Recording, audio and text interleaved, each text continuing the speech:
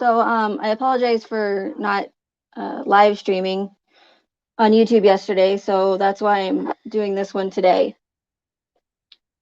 I'm going to attempt to stream from YouTube and DLive. So if I miss saying hello to anyone, or you hear me say hello to someone that isn't in the chat, that's why. Hey, Adelina.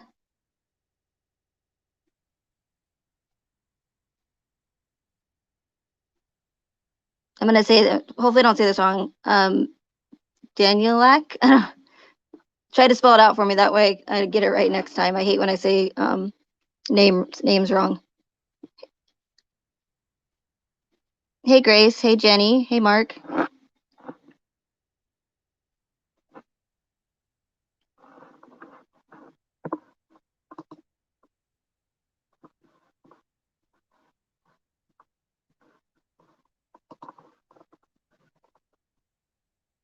So I want to talk a little bit about Miss Reckoning. And I think everybody is pretty familiar with who that is and her channel. But we'll wait a minute here to let some more people get here. Hey, Luann. Hello, Alice. Thanks for being here. Hey, Nicole. Good to see you. Adelina, you're funny.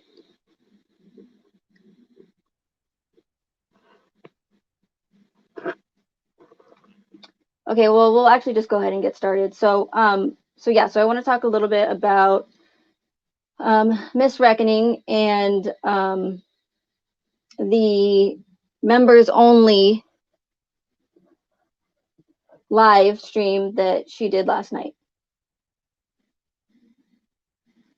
I wouldn't usually waste my breath talking about this particular person, but it is significant when it comes to my theory on the case and what it is I'm actually trying to show all of you.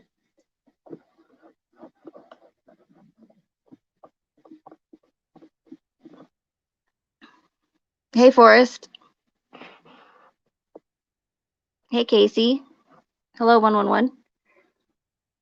So I don't know how many of you did listen to her 6.5 hour, I think, live stream last night, but what I'm going to go over tonight is, I think, only within like the first hour. So we'll have to, if there's anything else, save that for another stream. So the first thing that caught my attention is she talks about how Chris did not have to give a factual basis to the judge, which is true. He was not forced to give the factual details or for the crimes or even the crimes he committed. A couple of reasons why there is this stipulation.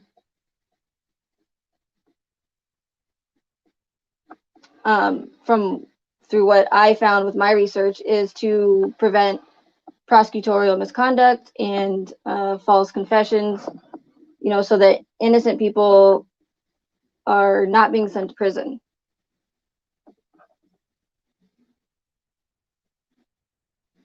Oh yeah, Nicole, yeah, I know you didn't hear it. Yeah, this might be a little bit confusing to people on DLive, but I'll try to explain it as much as I can for you guys. It's buffering.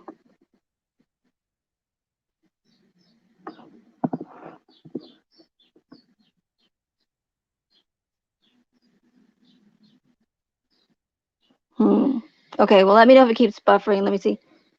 Oh, okay, let me see if I can change that real quick. It does say it's overloaded here. Overload.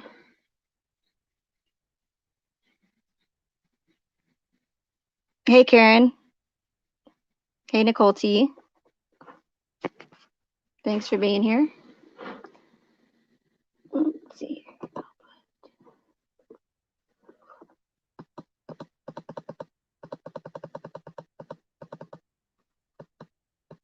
Sorry about the clicking.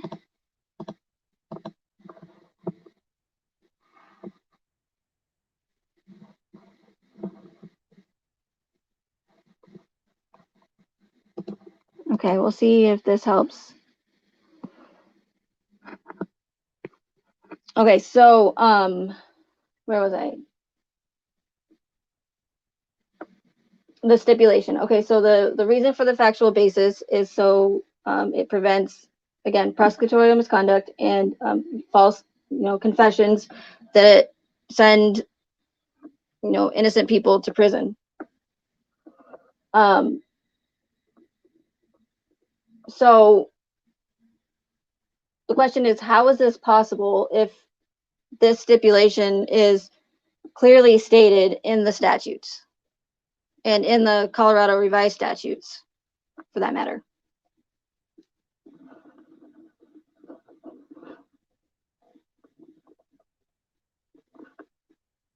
The reason why, in my opinion, they didn't do it or make Chris state the details of his crime or crimes is because it's not real life. If it were, then Chris would have had to give the factual basis.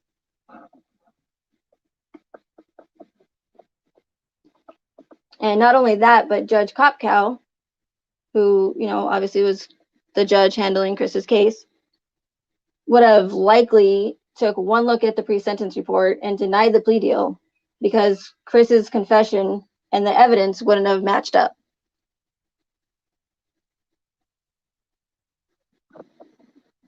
So this is just another example of how they don't have to provide all the evidence in the case or follow the law in order to push their agenda and the psychological aspect of the whole thing.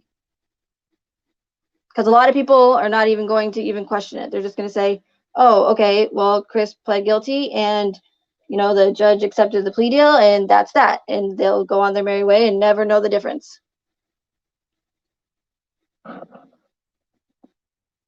So for the most part, they're not going to go through more trouble than they have to in order to, again, push their agenda and the psychological aspect of it.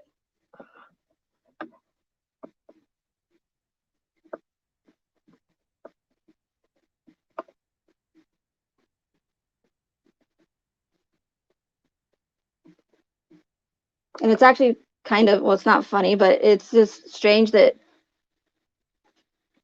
not a lot of the things, but some of the things that Miss Reckoning does talk about in her live streams are a lot of the same things that I do agree with. So I have sort of I'm actually really not sure why that is, but that's in question. So moving on.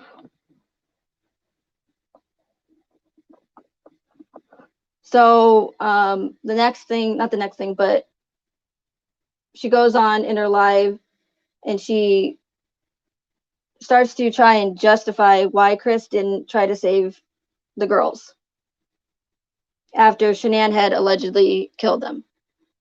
She states that she asked Chris why he didn't try to save his kids, and he told her that he didn't want to hurt them by giving them CPR.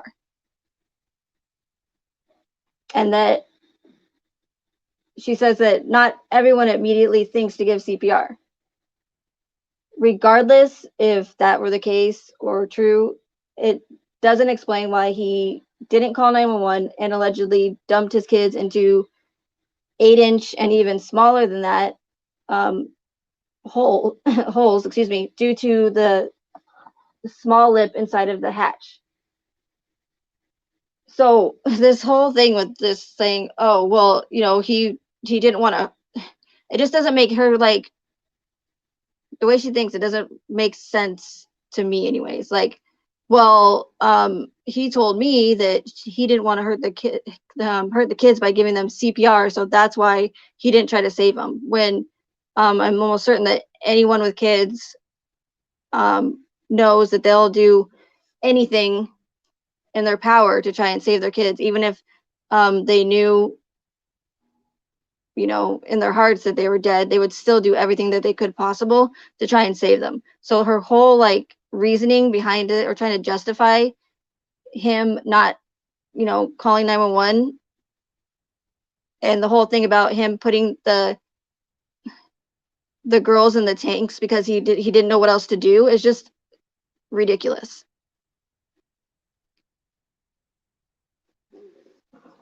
So she's making every excuse for her theory about why Chris didn't do this or do that. Okay, so moving on from that.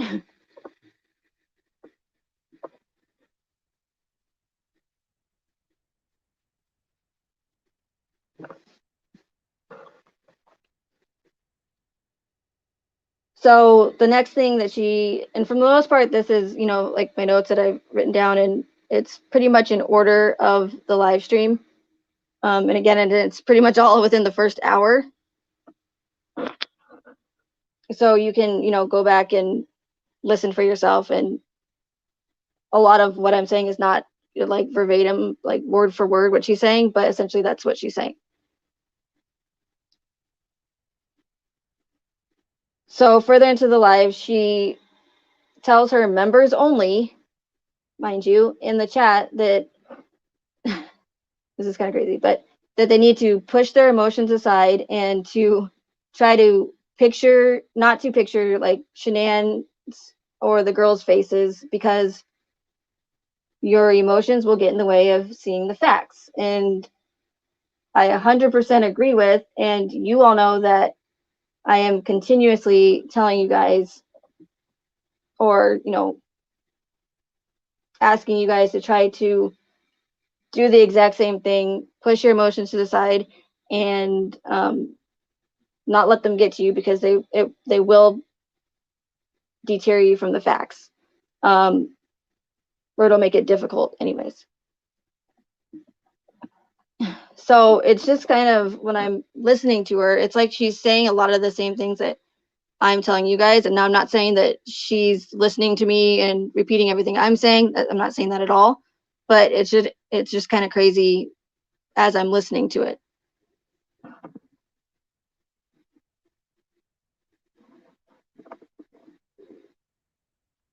So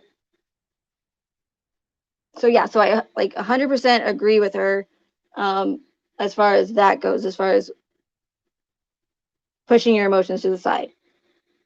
However, I'm telling you to do that or asking you to do that, not telling you, but asking you to do that for a completely different reason, and not because I think Chris is innocent by all means, like not even close.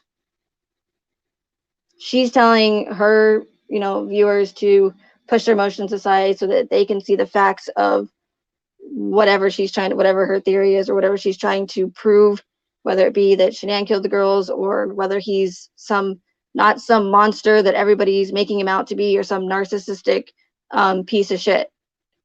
So that's why she's, in my opinion, telling them to do that.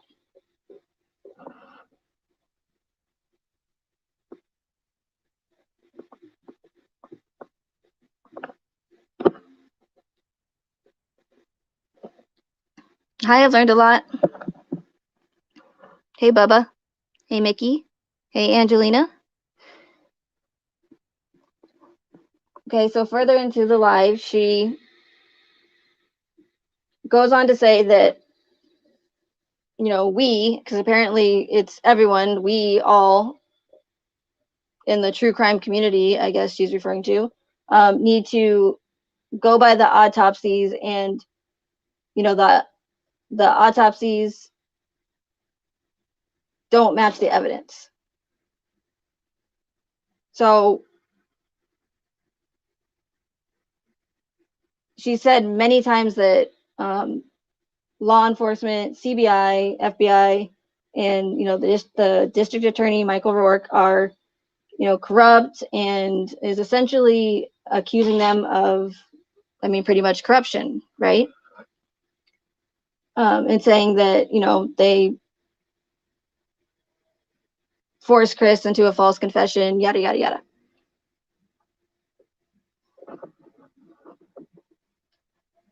But what I'm confused about is how can she say that and then turn around and claim that she gets her facts from the discovery and the autopsy reports? And again, I do agree with her about, law enforcement and DA Rourke being corrupt, and which is, again, another strange thing about it, about, when listening to her, I'm like, okay, yeah, I agree with that, but then I completely disagree with her for a whole nother reason.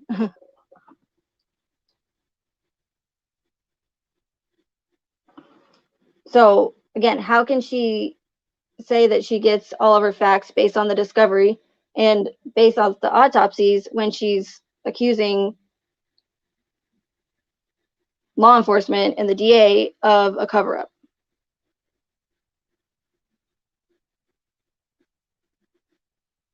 So again, since I, although I agree with her as far as that goes, I personally don't think that the discovery or the autopsies should be considered factual in the least bit. Because if I did, it wouldn't support my theory whatsoever.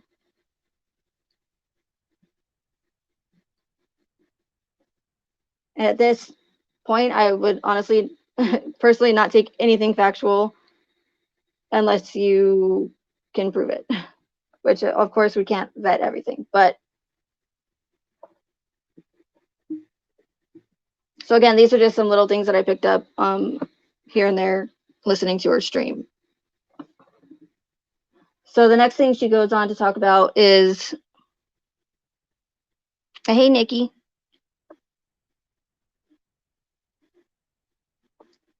Is she mentions how,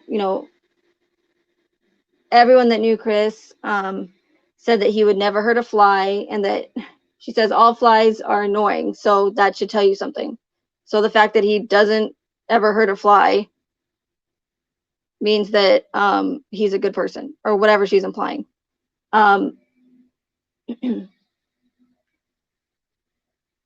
So oftentimes in, these orchestrated events, the killer won't fit the profile.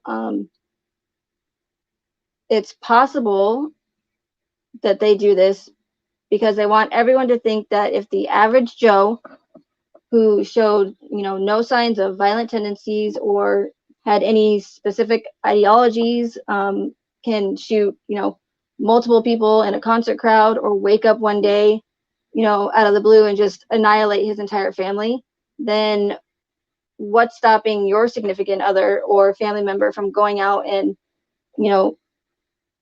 gunning down innocent people or murder you? They want people to constantly be in fear and think that the only ones they can trust are law enforcement and the government. Not to mention they will, try to push other agendas as well. So that's just one agenda.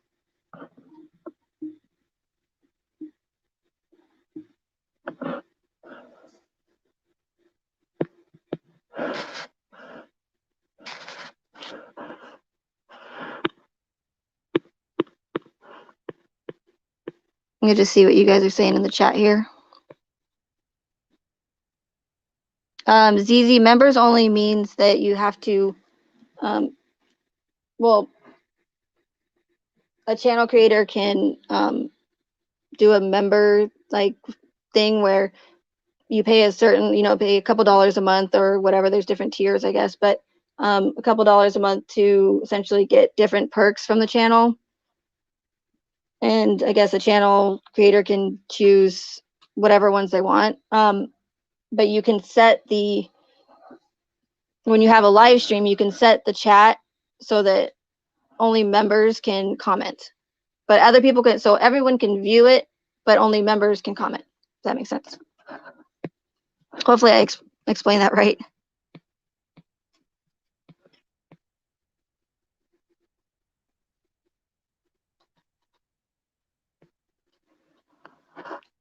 Yeah, Adelina, that's weird too. That well, it's weird, but it's not weird because I'm not surprised that they didn't give a time of death. I don't. Again, I'm not a pathologist or coroner, but you would think that they would be able to give some sort of time frame. Like they on the in the discovery, I believe it says that they all died at the same time and on the same day. Yeah. So not sure.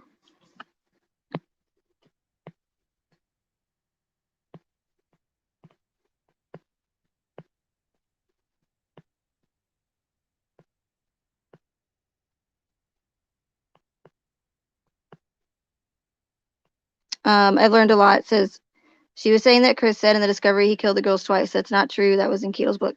Yeah. And I will actually. It's funny you mentioned that because I'm going to talk about that here in a little bit.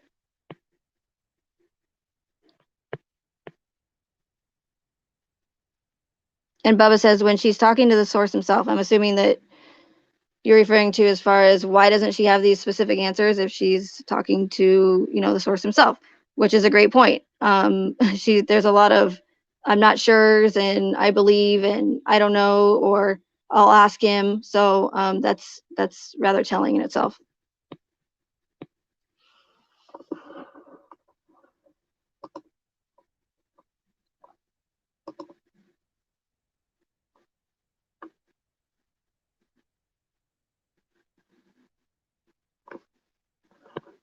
Hey Roxy. Hey Tech. Hey Sweet Pea. Oh, Sweet Pea, you're mentioning my chicken.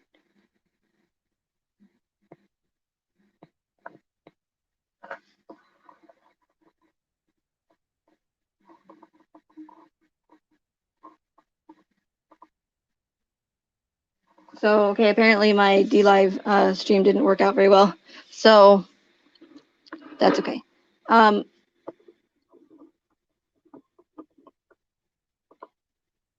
So, so a quick thing that is that I found interesting. One of her members only asked Miss Reckoning if she knew what nuts specifically that Cece was allergic to. She replies, and I quote, "Oh, Buddy says hello." She says, "Okay, so the member says, Kim, what specifically, or do you know what nuts specifically Chris was allergic to?" She replies, yes, and Chris said tree nuts. Okay, so tell us something we don't already know. Because isn't there more than one kind of nut that is classified as tree nuts? So does that mean Chris doesn't know specifically what kind of tree nuts his own daughter is allergic to? Or, or what? And I think, so Bubba said the exact same thing. You would think that she would know the answers to these kind of simple questions if she just got done saying that she specifically asked Chris what kind of nuts or tree nuts Cece was allergic to. And she tells her member that asked the question that Chris just said tree nuts. So again, does Chris not know what kind of nuts his own daughter is allergic to, or is she um, making up this part? I don't know, but I just found that rather interesting, to say the least.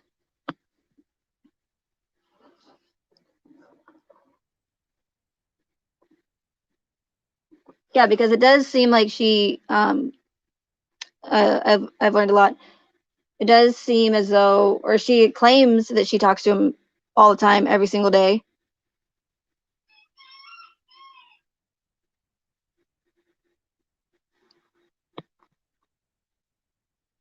Yeah, and see, I don't twice a day. Karen says, I can't. say whether or not, yeah, for sure that's true, but you would think that someone that annihilated his whole family and is in prison for the rest of his life wouldn't have that many perks and be able to see and talk to that many people all the time. Because I don't remember exactly who it was, but it was someone that claiming that they were on his visitor list and that they visited him like once a week or something for like 3 hours a day. I don't know if that was Cadle or who it was, but um, once a week, 3 hours a day seems kind of long visiting hours. But I don't know. Maybe it's not as strict at Dodge. I'm not sure.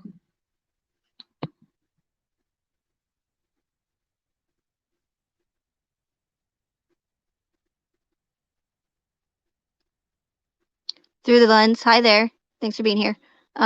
Says why in Shanann Watts' autopsy is her hair noted as brown? It was dyed black. Eyes brown. They were green. And no visible scars. Didn't they notice the one on the neck given the finger marks from strangulation? Yeah, people bring that up a lot too about as far as the this not mentioning the scar from her neck surgery.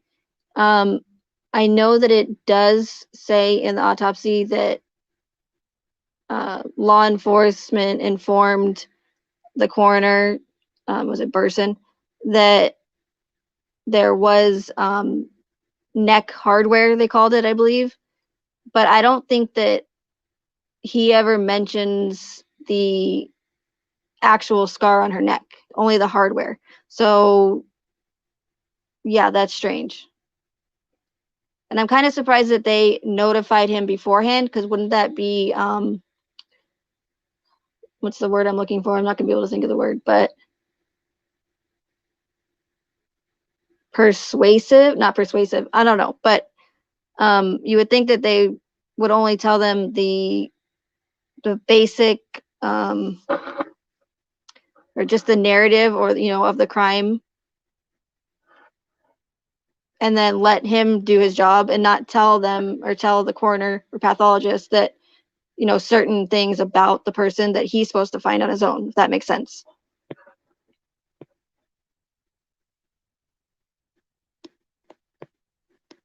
Hey, weirdo.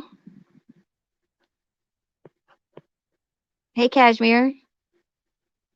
Kim is a woman who is claiming or does know and talk to the Watts family as well as Chris, and who was also questioning the narrative, the discovery, law enforcement, and essentially, as far as we know, and from what we can tell, is accusing Shanann of murdering her children, and that Chris is not guilty of all the crimes for which he confessed to.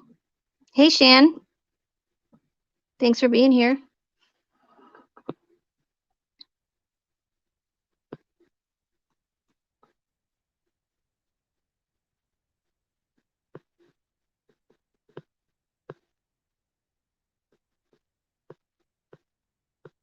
And yeah, she's a talker. I'll tell you what.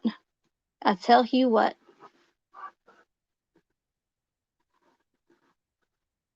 And you would think that, for as well as she does,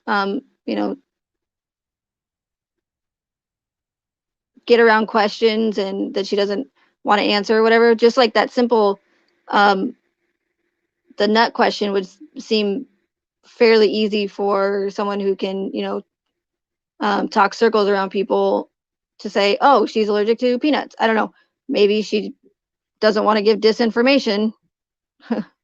Who knows?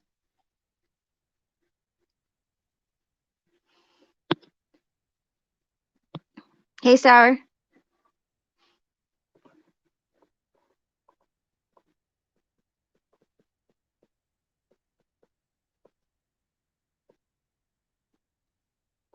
Okay, so around I think it's 1 hour and 12-minute mark in her video, her live stream from last night, she talks about how Bella and Cece were both already smothered to death, and how both had risen from that state. whatever that means, risen from that state. Okay. So apparently she's saying that they, essentially came back from the dead.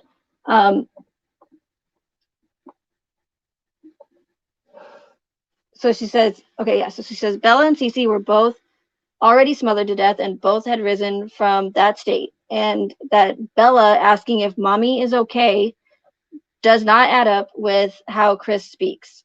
So I'm not really understanding or sure what her argument or what she's trying to get at with that whole statement. So maybe someone in the chat one of you guys can help me out with that. But that being said, in my opinion, I think that the girl's dying and coming back to life is just absolutely ridiculous. So you want me to believe that Chris failed not once, but twice in successfully murdering his children by smothering them. And not only that, but then want us to believe that they just got out of bed and were able to walk around the house and ask, is mommy okay? And walk out to the truck perfectly fine and calm, hence the shadow theory. That's pretty amazing for two children who just allegedly died, were near death, or came back to life. And this is the kind of stuff that you hear and see in movies and television, which oddly enough you can find in season 9. I know, here we go, here goes Megan with the American Horror Story connections, but they're super important for my theory and for what I'm trying to show you guys. So again, kind of stuff that you only find in and hear in movies and television. And oddly enough, you can find in season 9 of American Horror Story, 1984. In one of the episodes, the serial killer Richard Ramirez explains that he killed one of the camp counselors and that he killed him dead. But then he came back to life and he had to kill him again. And he says, how could this happen? How could this be possible? So, what are the odds that, and I believe this was in, I said earlier in the chat, that was from Cato's book. So what are the odds that Chris says that exactly, and a character in American Horror Story says the exact same thing? Could it be a coincidence? Of course it could. But not when you have these crazy coincidences in every single season of American Horror Story. And then you can add that to the American Horror Story Apocalypse teaser that came on Nate's TV that we all know practically mirrored the Watts narrative. And then you have Shanann being born in 1984 and all of the, Orson Welles 1984 talk going around these days. You have, Miss Reckoning's channel name that, after just a little bit of research, leads you to the book of Revelations, which is also called the Apocalypse of John or Revelation to Jesus. Revelation to Jesus Christ. And not only that, but is the only apocalyptic book in the New Testament. So again, another apocalypse connection. And, at this point, it's way beyond coincidental. It's orchestrated, it's planned, and it's straight up, mockery.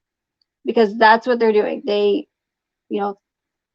they're throwing it right in our faces, and the majority of people are falling for it, hook, line, and sinker.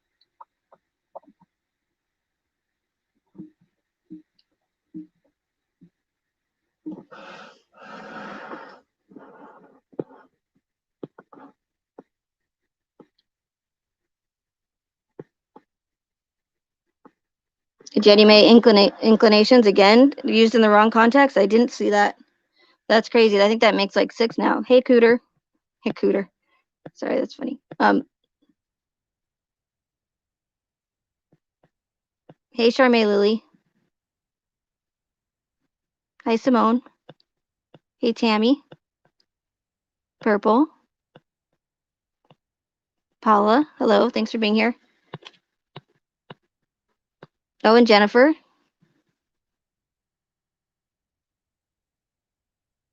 Yeah, 1984 is the season after Apocalypse. Yeah, correct.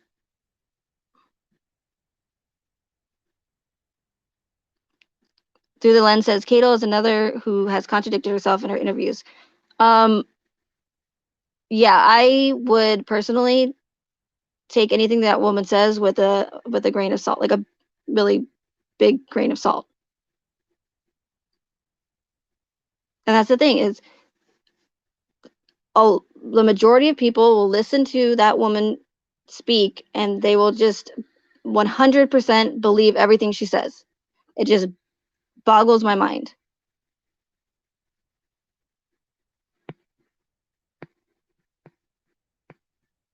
Hey, Hillary.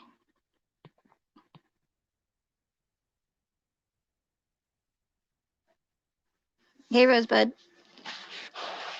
So,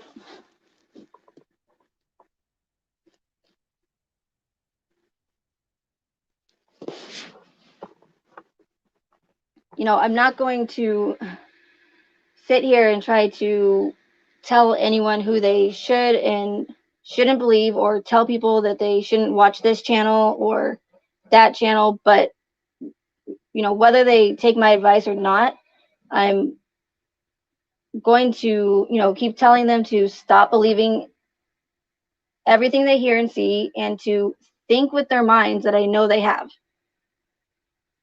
Because not everything is what it appears to be, especially these days. Ask questions if things don't add up or sound right. And not only that, but, ask questions even if they don't add up.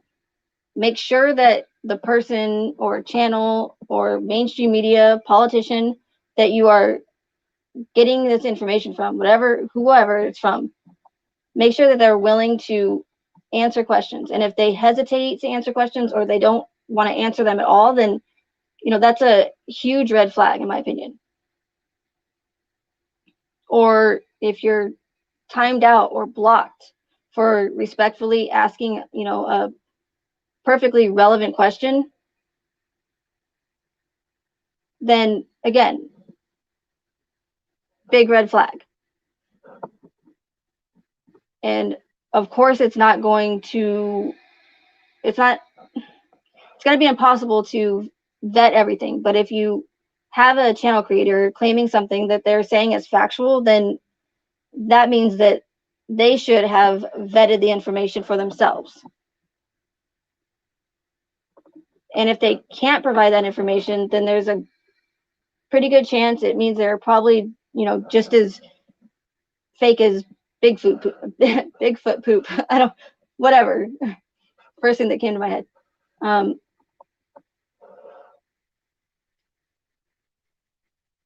So, is it possible that, Bigfoot or its poop could exist? Sure. But I'm certainly not going to just believe it just because someone told me that it exists. Like, you see what I'm saying? Like, it's just, I see it every single day, not just in true crime community, but everywhere. Like, people will just immediately just hear, like, just believe everything they hear, and it drives me insane. But, obviously there's nothing I can do about that. And again, I can't stress enough how important it is to just not believe everything you hear. Pool noodle. I know, right? She's like, I've been summoned, Terry.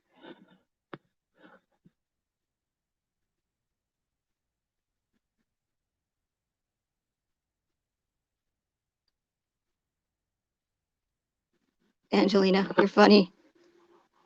Is that really a Bigfoot? No, that's not really a Bigfoot foot, is it? Bigfoot foot.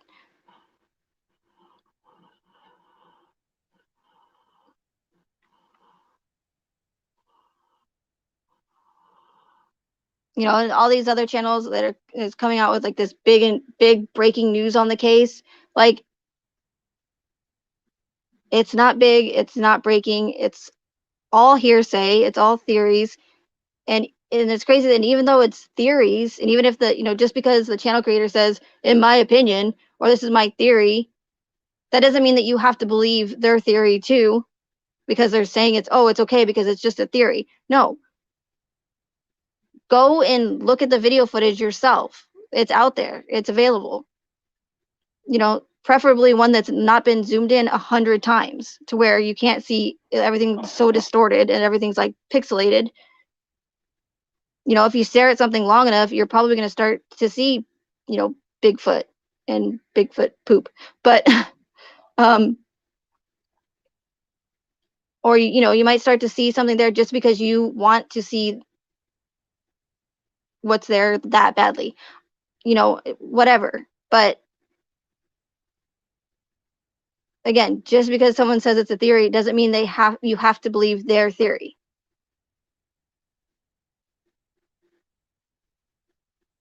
Come up with your own theory by what you see, by you going and looking at the video that's not zoomed in 100 times.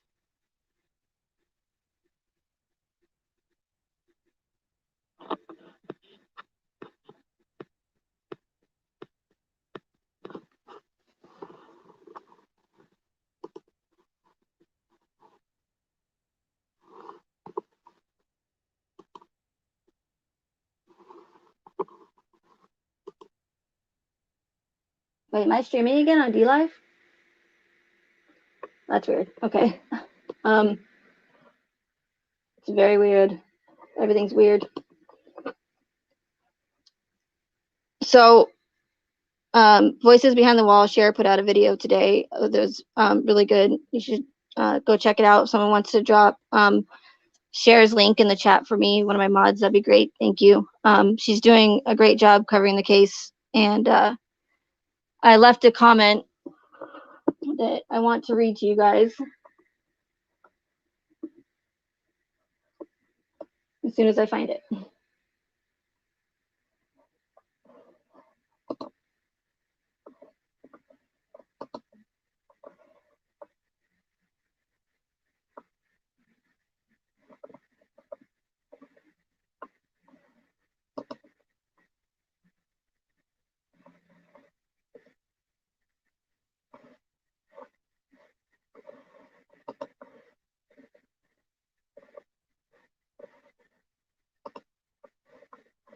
Okay, one second.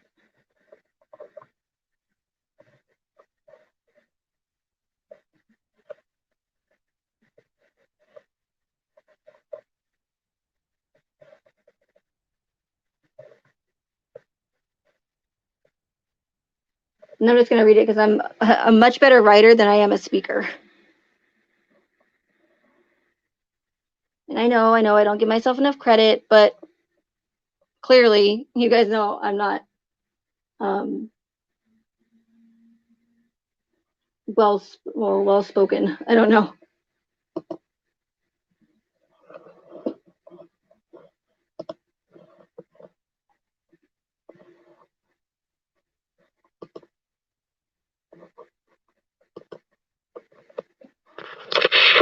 Hey, Sky.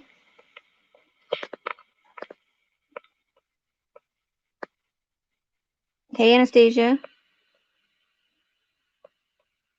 Mark Klein says, even Bigfoot has blank, but no symptoms.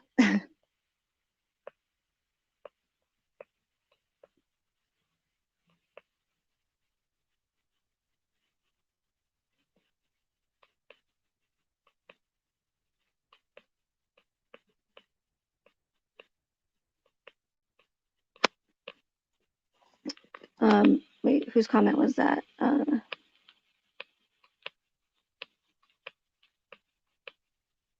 So Karen says it's sad how some creators are scammers over this case. Yeah, it is really sad. And actually, that's what I'm going to kind of reference in, well, I guess not the money part, but in my comment. You guys will see. Wait, how did I end up? What? Okay.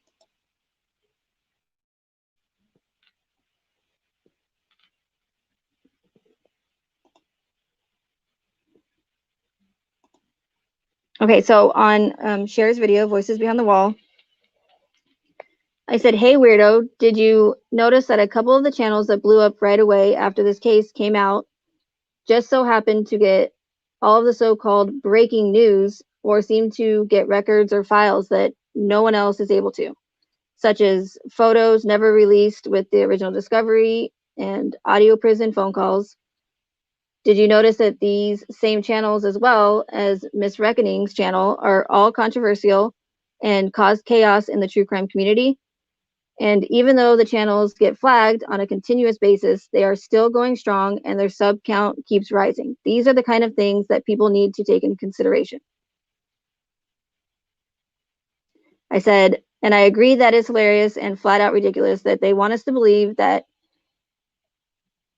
okay, I said marbles in his mouth, Ronnie. I didn't want to be mean on the live, but it's true. It sounds like there's marbles in his mouth. Let's, be frank. No pun intended again. That believe that marbles in his mouth, Ronnie, or Chris Twats would really give two Kessinger poops what some channel creator on YouTube says. This case has literally turned into a freak show, and I put in parentheses AHS reference, American Horror Story reference, because there's a season of Freak Show, and yet people still believe all of it without ever questioning any of it. Keep up the good work, love ya. So, when you see these channels, these bigger channels that a couple of them have like blew up like right after the case happened. Again, they always have this breaking news, and Chris Watts is emailing me, or I have a guest on who's also talking to Chris Watts, and or leaked prison phone calls, and just again, all the stuff that doesn't like stuff like that just doesn't happen. Like and but then yet people just believe it. But anyways, so how are these channels getting all this big breaking news, or getting these guests on that are all related to the case or to the family's victims? Like, I don't know. To me personally, I find it, and maybe it's not, but I find it odd that some of these people involved in the case are doing interviews on, um, just social media channels instead of going and doing an interview with Dateline or ABC or whatever. But either way, how are they just getting these people to come on their show? And are they, I don't know, maybe they're paying them, I don't know, but I would imagine that they would get paid a lot more if they went to like Dateline and not some social media YouTube channel. But again, how are they able to get all this documentation and files, or the prison phone calls that many other people have requested and failed to receive? And these are the same channels, again, that have a lot of controversy in them, and they're still going strong, and they haven't lost their channels, or received community guideline strikes, or gone because of all the mass flagging, or because we know that that's happening in one channel specifically. So that's the kind of things that you really need to think about. How is it possible that they're and then some of these other channels that are working just as hard, but just because they're not getting this big breaking news or whatever, like there's other smaller channels that have requested the information as well, and we're not able to get it. But then again, you have these other channels that just somehow, like, just magically get them, right? Like, why did they get them and nobody else? Controversial, still up, and their subscriber count keeps going up, up, up. Just something to think about. Hey, PJ, thanks for the ice cream.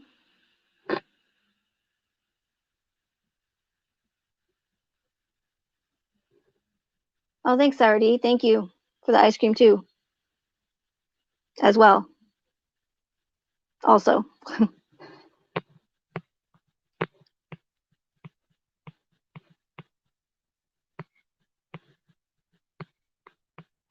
Hey, Dave.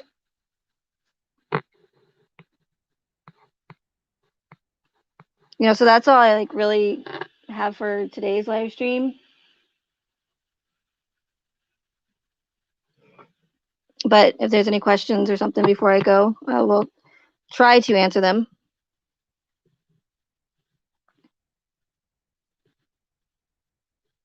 Hey, Miss Mensa. Angelina says, ice cream, I want some. That does sound good.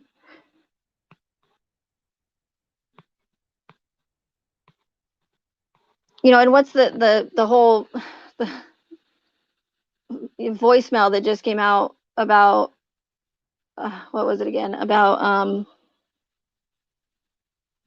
when Ronnie was supposedly sitting on the couch watching football or something, or some sort of sport, basketball, football, I don't know. And he's saying, "Oh, I didn't ever said any of that stuff. That's all, fake news." And that specific channel creator doesn't know what he's talking about, and he's putting out false information. Like, why on earth would any of the family give, again, two Kessinger poops? I don't know what the deal is with me and poop today, but why would any of the family members care what some channel creator, I don't care how big or small,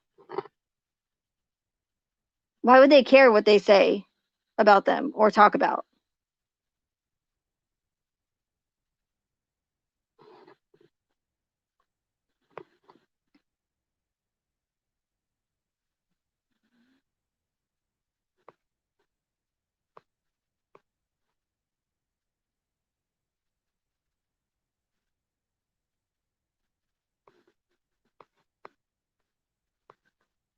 Ms. Mensa says, Megan, what do you think Kim's motive is? To be quite honest, I'm not really sure, because I go back and forth. I don't, one moment I'll think that maybe she's just, a fan of his, especially everybody saying that she's been around since the beginning. And maybe she just really thinks he's innocent of not killing the children, or whatever she's trying to claim. And she just really wants to help him. But then, I don't know how I could forget, but I remember that I just made an entire video about naming her channel what she did, and how it, gave me these little breadcrumbs when I, just researched it for just 5 minutes. And, I find all these connections that start to make a whole lot of sense as to why she named her channel that. Book of Revelations, as I mentioned earlier, and it being also called the Apocalypse of John. Like, how many times can we, see the apocalypse reference in this case until, people are finally going to realize that it's not a coincidence, that that American Horror Story trailer that came on HTV was not spiritual by all means. Not to put down, the spirit world or paranormal, because I also believe in that. However, in this particular instance, this had nothing to do with anything paranormal. That American Horror Story trailer was put there on purpose for all of us to see, so that we would, number one, it promotes American Horror Story, which I hate having to talk about because I feel like I am promoting it. As I'm saying, go watch it, go watch it. Check out all the connections. So I'm just helping them out, but it's also hopefully helping my theory out as well. So I personally think that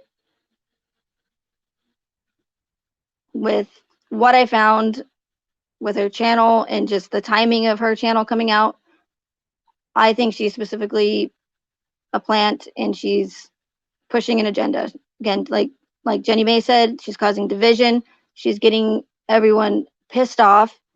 People are upset that she's accusing Shanann of these, horrific things, or and not only that, but sticking up for Chris and trying to prove his innocence, which also gets people, pissed off and infuriated.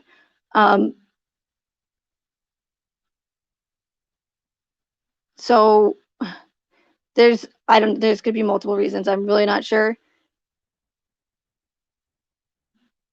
But her, whatever the reason, her agenda is, it's not good. It's not, because listen, I'm going to tell you that, let's just say that Chris is really in prison.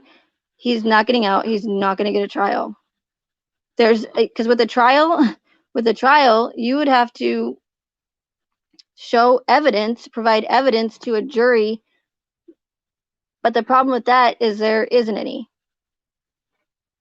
Oh, and PJ, my favorite ice cream. Well, there's this Tillamook ice cream that is called Mudslide, and I think they discontinued it, and I'm like super pissed off about it because it was my favorite. It's so good. But besides that, I like cookie dough. I don't know, I like a lot of ice cream. I don't think I could pick one besides the Mudslide, but I think they, again, got rid of it, of course. But so if there's a trial, they would actually have to provide some sort of evidence to a jury, and that would mean that they'd have to bring all these people involved back and show autopsy photos. Show, like, people can say that certain information is redacted and that there's some big missing piece of evidence in the 200 pages. There's not, okay? Like, there just isn't. And again, I don't want you to believe me, but I can only give you the evidence that, as far as evidence goes, like through patterns, through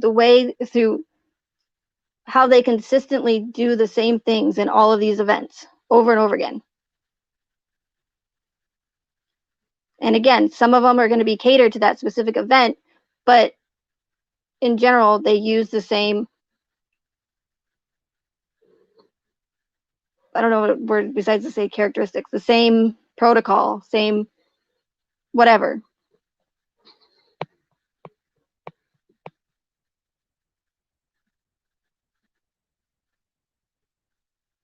And the fact that it says directly in the YouTube community guidelines that it states my theory in the guidelines, and I cannot say that without risking losing my channel. That should be a huge eye opener and a big red flag just in itself. To me, that shows a lot. Like, why specifically that? Why not anything about accusing people of murder or accusing, law enforcement of a cover-up? But I specifically can't say my theory or anyone else's theory in these other events.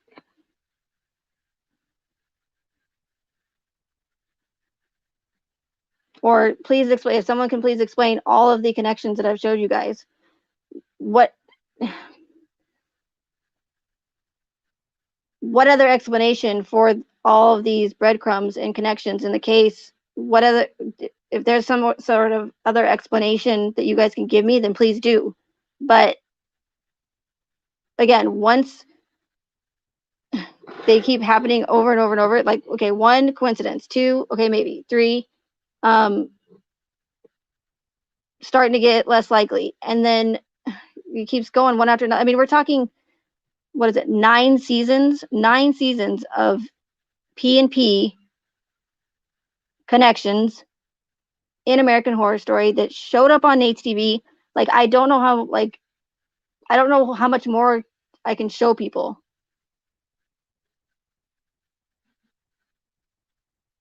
because there's so many of them, and they're right in our faces, most of them. I mean, they literally put it right in our faces, and they mock us. They are mocking us. And I'm never going to be able to make everybody see what I'm trying to show everybody. But again, for the ones that do have an open mind and who do want the truth and who are willing to look at all aspects of this case, and just not even in this case, like in any news, in any current event or whatever, homicide case, it doesn't matter. Like, if you are, if you can push your emotions to the side, even, even like Miss Reckoning said, which is really hard for me because I do have to, like, because I'm not going to just say, well, I don't like her, I don't like what she's doing, so I'm not going to agree with anything she's saying. That would be ridiculous. Like, I'm the kind of person where I'm going to either, I'm going to agree with you if I also feel the same, but if I'm not going to disagree just because I don't like the person. Like, that's silly. But for those that can have an open mind, not immediately discredit, because you would think, for the most part, when I say my theory, you would think that people would be happy to know. And I know for those of you who just came in, if there's any newcomers here in the chat, like, you're going to say, well, what's your theory? What's your theory? But I literally, I cannot, I don't know how, what other, I can't even, I've tried to figure out ways to reword it that the algorithms are not going to pick up, but it's quite difficult.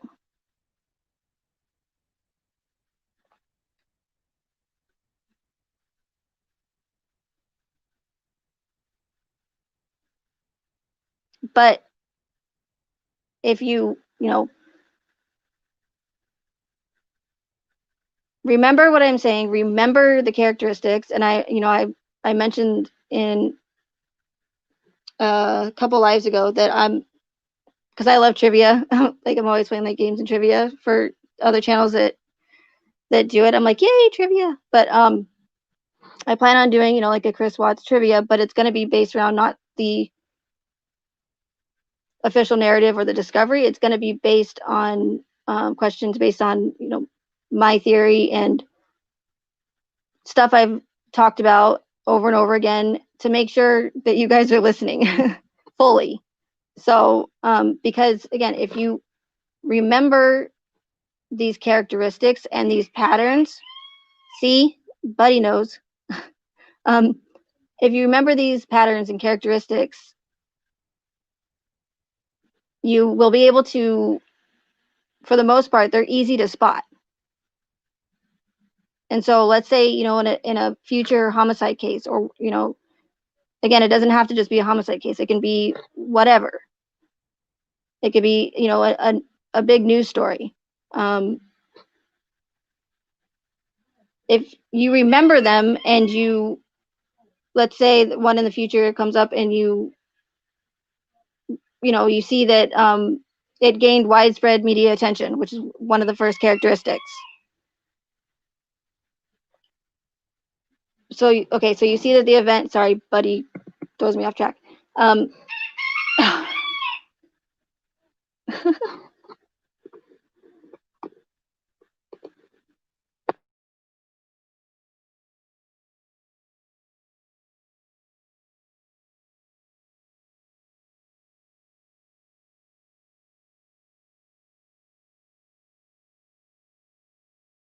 Okay, so does it say, okay, sorry. So let's say, you notice that one of them this next event gains widespread media attention, like really fast. And all of the, mainstream media they're covering the same narrative. If there's no change in the narrative, sorry, you guys, 1 second. I'll be right back.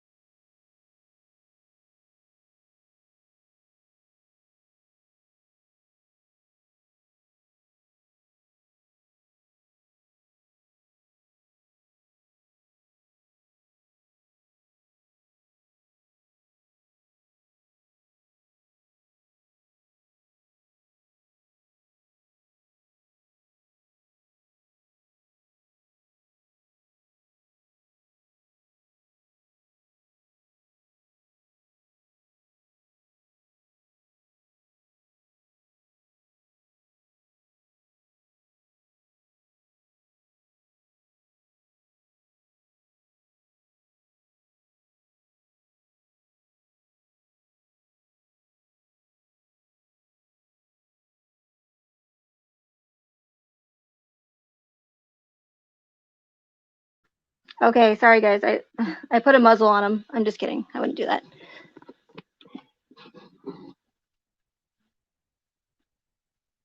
Caroline, I thought it was a parrot. Okay, so I just wanted to finish what I was saying real quick, and then I'll take a look at the chat. So okay, so let's say you remember the characteristics of these events that I've been telling you guys over and over and over again, and you notice again that it has gained widespread media attention fairly quickly. Mainstream media is pushing the same narrative. There's no change in it, all the same. Does that mean that that's necessarily one of these events? No, but it'll make you think a little bit more, hopefully, before you just react, or your emotions start to get involved. And then you can keep that in mind and then keep looking out for those other characteristics. So once you see another one and then another one, then you're going to know that it's you're going to want to keep a closer eye on that case or that event.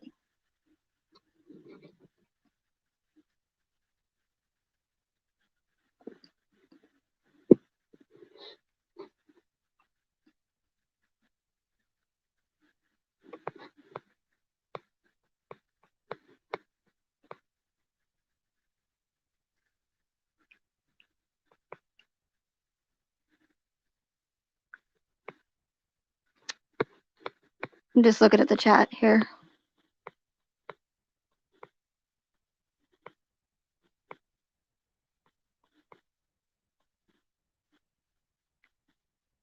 Megan, are you interested in the Doomsday Couple? Is that the Lori Vallow case? That case actually was when I first heard about it. I was pretty suspicious. But to be honest with you, it just got so crazy and so like just ridiculously. I don't know how to explain it. Just like very soap opera-y, very. I don't know. I couldn't follow it. But am I suspicious of it? Yes. As well as the what is it, Suzanne Morphew case. I've already noticed some of the characteristics, like in the Watts case, the Sharkey case, the Alexis Sharkey case. I've already seen people involved that show lack of emotion, duper's delight. uh, occult numerology, occult symbolism, which is another thing to look for in these cases. Because, unfortunately, they're not going to, as long as they keep working and as long as people keep believing it, um, they're they're not going to slow down. They're not.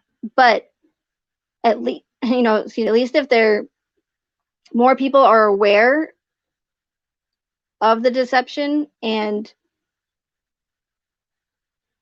are able to spot it, at least maybe not as many people will be succumb to the lies and be victim to um, getting emotionally involved. To maybe they won't be able to push their agenda or agendas as easily if more people are awake to them.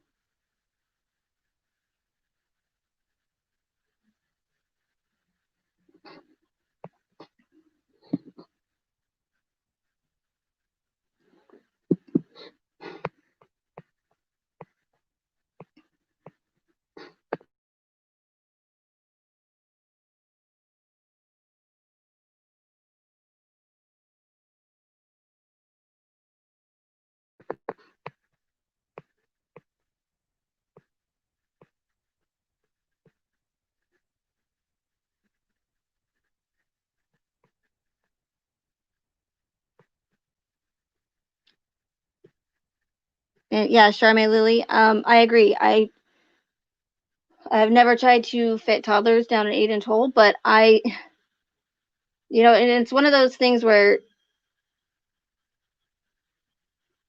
the likelihood of that being possible, of these, it, I always say it's like trying when you're a kid and you're just learning about shapes and you have that toy or whatever where you put the shapes inside and into the same shape holes, and you see the child trying to put like a square into a circle or triangle into a square, like when you have a human body that's well, it's proportional, but you have different appendages or whatever. Like, it's like, to me, in my opinion, it's like trying that child trying to fit a circle into a square, and like and not only that, but if, let's say, he was successful in putting those girls down that 8-inch hole that is even smaller on the inside because there's that small lip.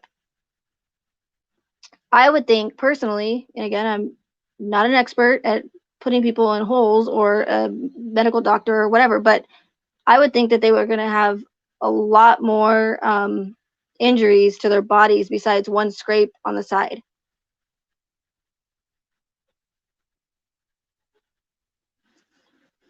If you're trying to force a oddly different shape into, a totally different shape. You know what I'm saying?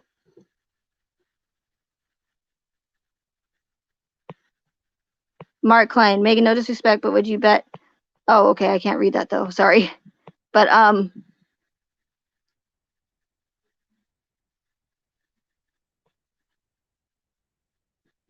and speaking of cremated, in another event prior to this one that I followed closely,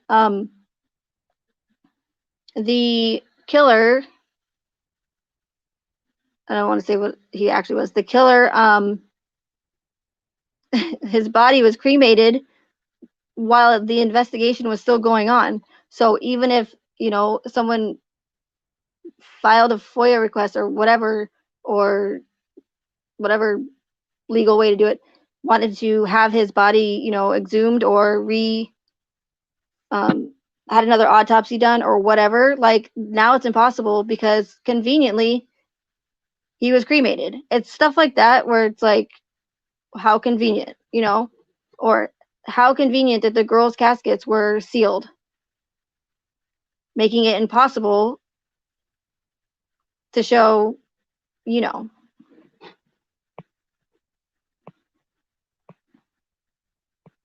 Hey, Alicia, welcome. Hey, Rolly. How are you? Hey, Angela.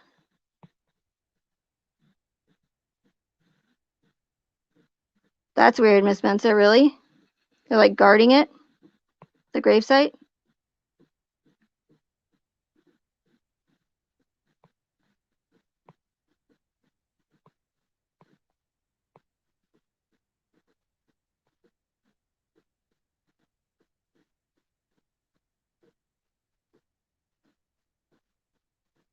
I'm not sure what you mean, Dave. Can we talk about a theory that follows evidence and not possibilities?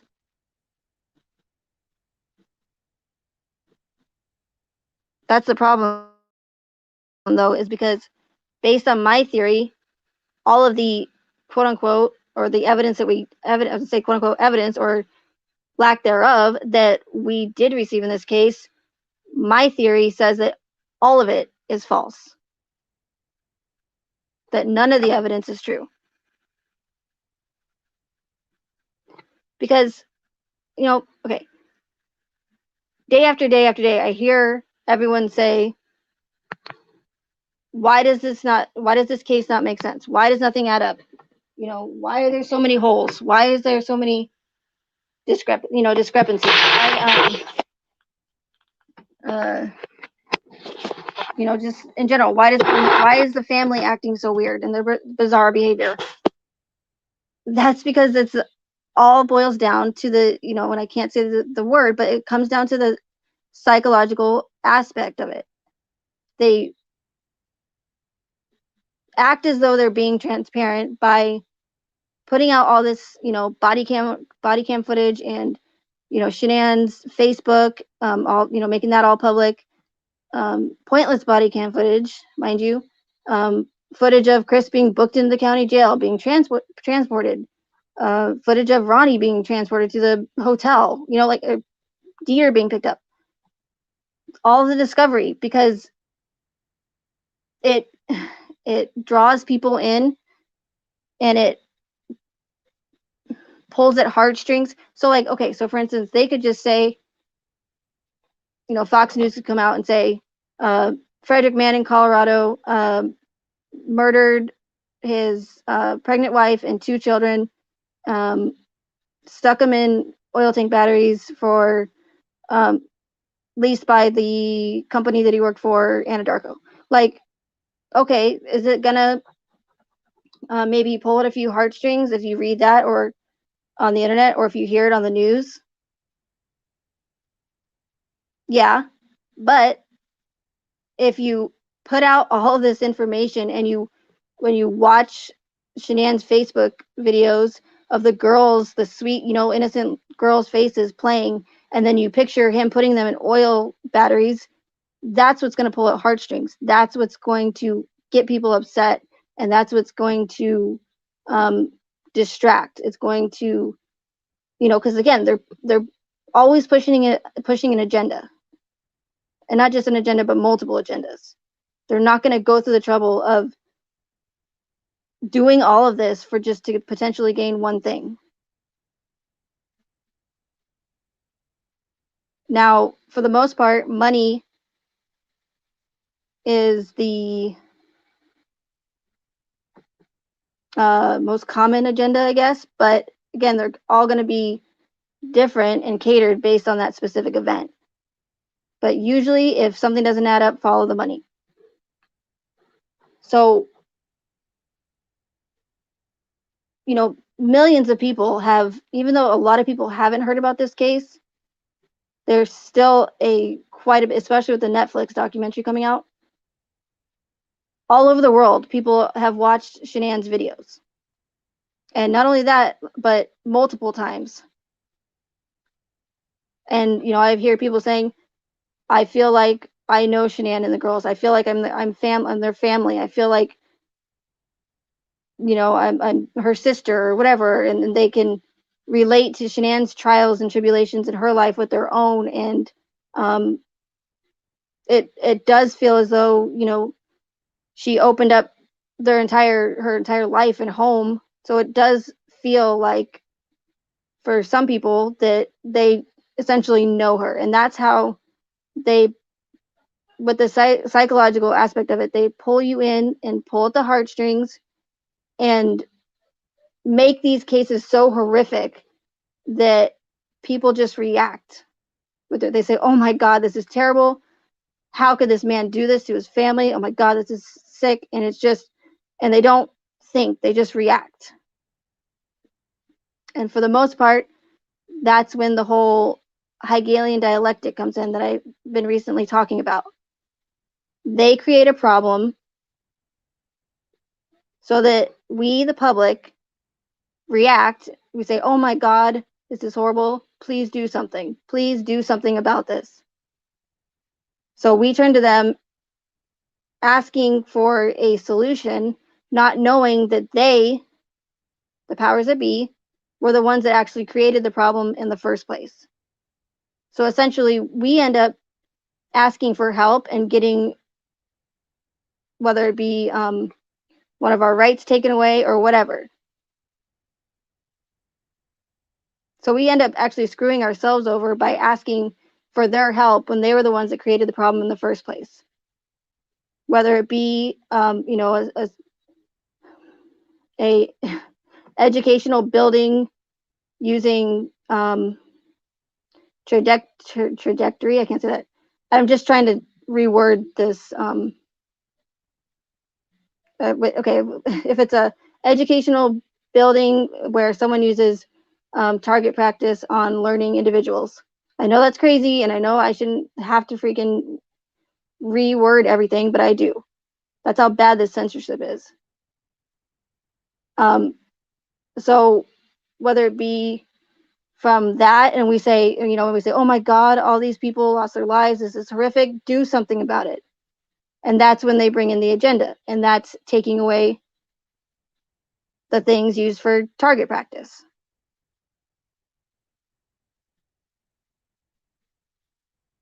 So hopefully that makes sense. And I'm sorry that I have to reword it, but I do. And, my lives are taking over 12 hours just to be posted, and then even longer for the live chat. No matter if they're an hour long or 3 hours long. I've seen, Miss Reckoning's live chat and live stream was up immediately after it ended. I don't know why mine are being held back and not being posted right away, but they are. I don't know if it's because they're listening, if they're algorithms, whatever, but back to things not making sense in this case before I end this.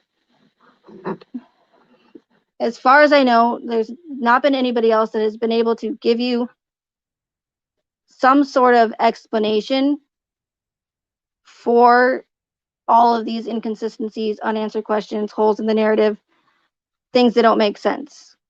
I'm saying, look at these connections, follow the patterns. Like,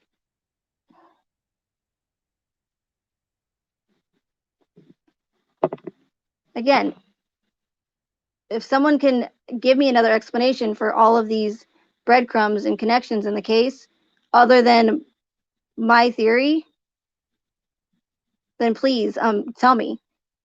But I've seen it happen before. I mean, this is like my area, or these kind of events.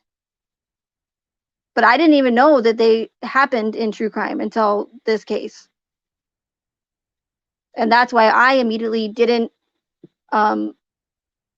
recognize it for what it was right away, because I wasn't expecting it and I wasn't looking for those characteristics. But then once I noticed them is when I sat back and said, whoa, wait a second. This looks like a hell of a lot like some of the other events that I followed, not in the true crime community, but in other events.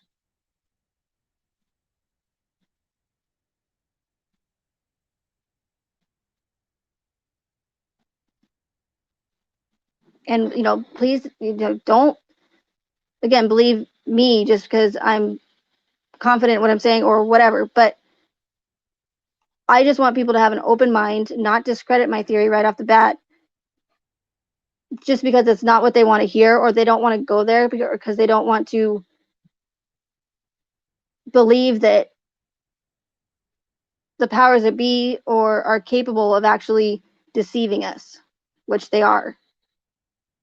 Like, unfortunately, people are shitty in this world and it sucks. But that's what our world has, become.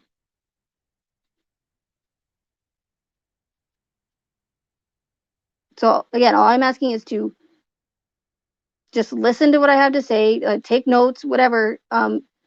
Write down these characteristics that I'm always telling you guys. Look for them in future events, and that's going to be my evidence. Because unfortunately, I can't send you to a website in particular, or into a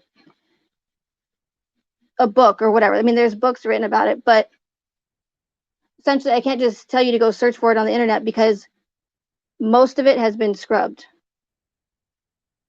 And watch, you'll see, just like the discovery, stuff is slowly being redacted and slowly being deleted out of the discovery. It's going to keep doing that until there's not going to be anything left. And there's going to be hardly any videos left of this case unless it is mainstream media video or it follows the official narrative. If there's any conspiratorial or any videos on this case questioning the official narrative, they're going to be gone. And if they aren't, I would be really surprised. Because I was making a video for this case to show you guys, evidence that it does happen in other cases and other events. But I had a difficult time myself finding evidence to show you guys because of that reason, because they scrub it. And that's why I wanted you guys to go and watch Ole Damengard. He, unlike myself, is an expert on these types of events. Specifically the more, the larger ones. But again, no matter how big or small, they still use the same patterns or the same tactics. And so at least I can, if you guys go watch his videos, at least you can hear it from someone who knows way more about it than I do and who's an expert on it. But I also learned a lot of what I'm telling you guys from him, but it's from other people as well. And I'm more likely to go with patterns and things that keep happening on a consistent basis over theories and beliefs.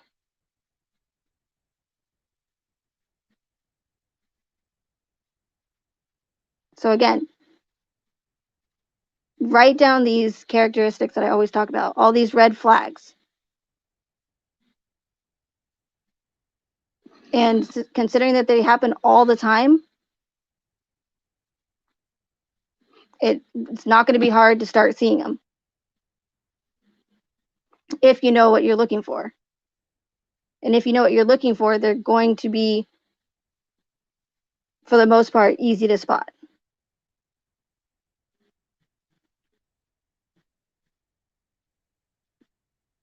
So that's going to be my evidence to you guys. And going and watching Ole Damengard.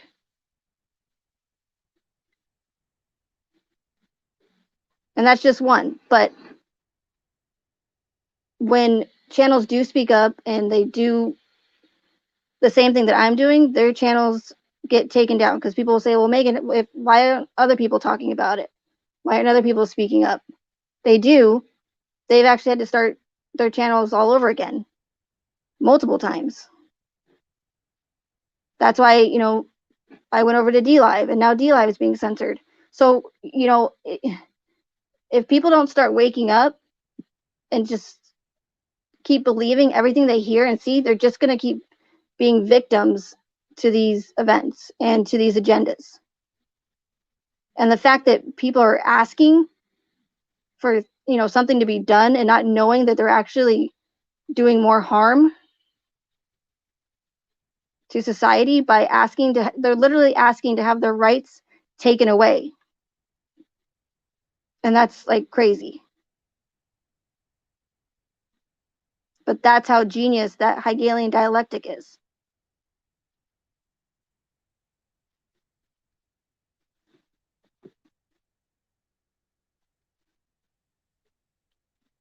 So when I say everyone has an agenda, it's true. I have an agenda, but my agenda is to wake people up, show them what's really going on so that they can't push these agendas on us as easily, hopefully. That's my goal. And although I only have, 1,000 something subscribers, as long as if I can get through to one person, to me, it's worth it.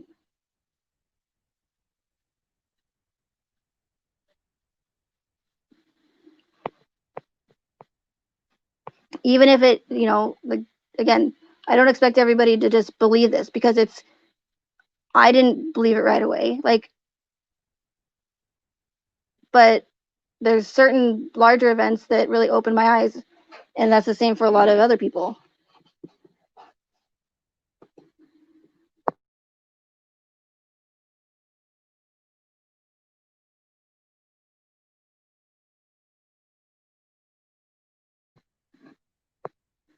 Hey, shady booty.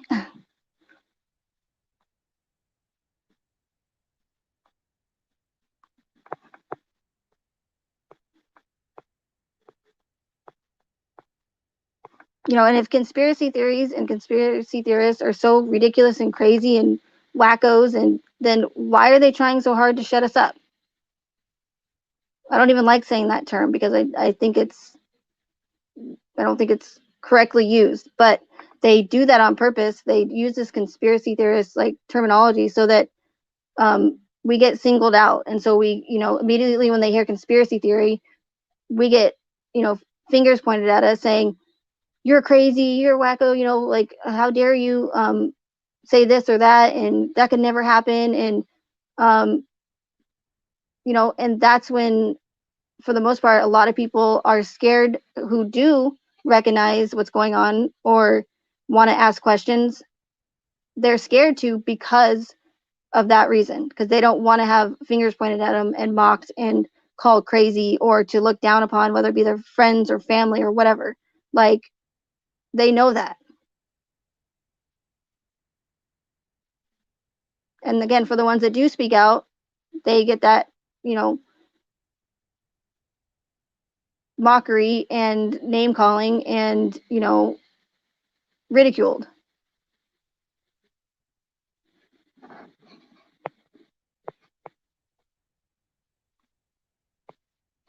Why do you think that this is the only case that has had the amount of information released to the public?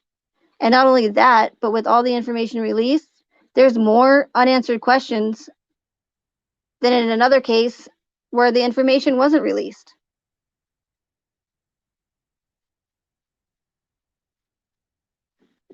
How is that possible? How does that make sense? This should be, with the information released, it should be open and shut.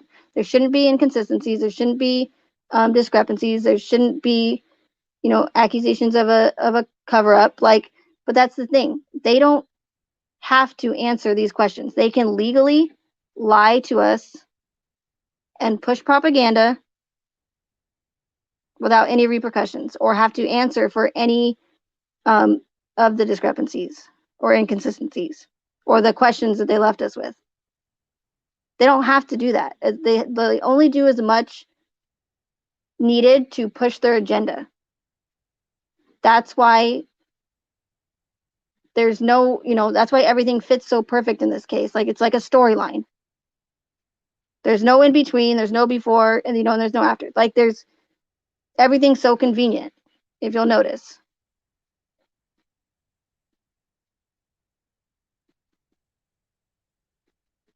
Like, the fact that everyone's personal information in the case, when the discovery was first released, the fact that it wasn't redacted should like pretty much prove my theory in itself. You can't you can't just release personal information of people involved, especially in a homicide case, to millions of people, especially minors like Nicholas Atkinson and Madison Atkinson. They posted Nicholas Atkinson's driver's license right in the discovery. Now, if you go look at the discovery, most of it is redacted. Why they do that, I don't know. It doesn't make sense because people have already downloaded the discovery, but I think it's to save their ass so that people will be like later on, oh, but it's redacted. Or, or make me look like a fool, like, see, Megan, it's redacted. What are you talking about? They're not showing any personal information. And then I like question myself and go, oh yeah, that's no. But you have to protect people involved in the case by redacting their information. Regardless if they, if Nicole Atkinson said, no, it's okay, you can show Madison's face on the body cam footage or Nicholas's face on the body cam footage, that's fine. It doesn't matter even if they give permission. Legally, by law, they have to protect the identities of people involved. Now, when can they not do that? When is it okay to do that? Oh, and before I get into that,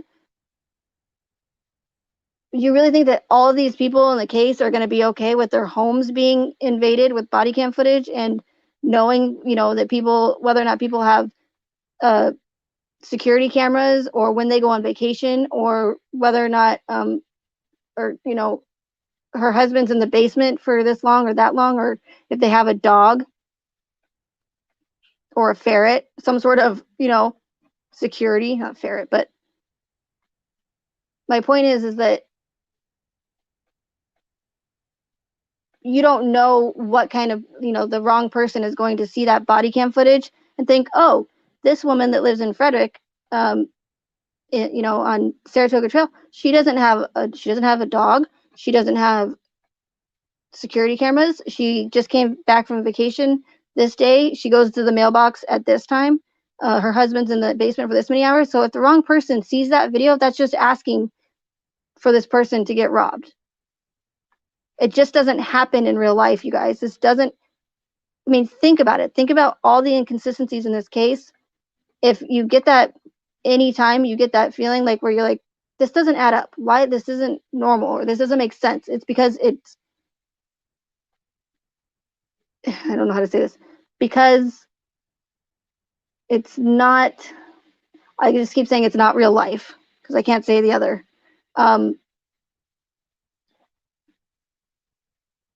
Again, look at everything from a different perspective. Like the only like pretty much way, in my opinion, that they could release all of the personal information of these people is if that's not their real names or their real identities, or it's all a show, one big show on the world stage for all of us to see. I mean, and think about it, that's essentially what it is.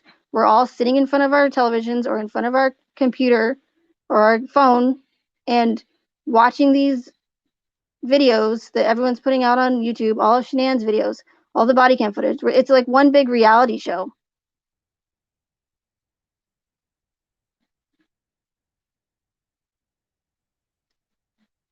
And, I'm pro Watts, or I'm, or the Watts are victims, and the Ruseks, no, the Ruseks are victims, and stop bashing the Ruseks, stop bashing the Watts. Cindy Watts didn't do anything. This is what they want. They want us divided. They want us to be fighting with each other. They don't want us united. And the fact that so many people are bickering and fighting and making threats, and a lot of it, I think, is a lot of people are purposely doing it, but there's also people that are just doing it from like natural reaction, I guess. I don't know. But the fact that so many people are arguing about two families that they've never met in their life and don't actually really truly know, just because they call themselves victims, it doesn't mean that it makes them good people, or doesn't mean it makes them bad people. But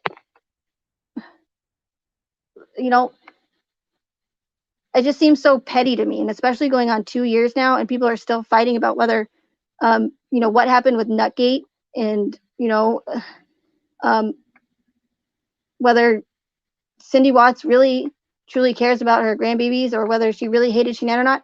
It's so petty to me, and that's just my opinion. But there's so many other things that are going on in this world right now that are way more important than bickering about two families that we've never met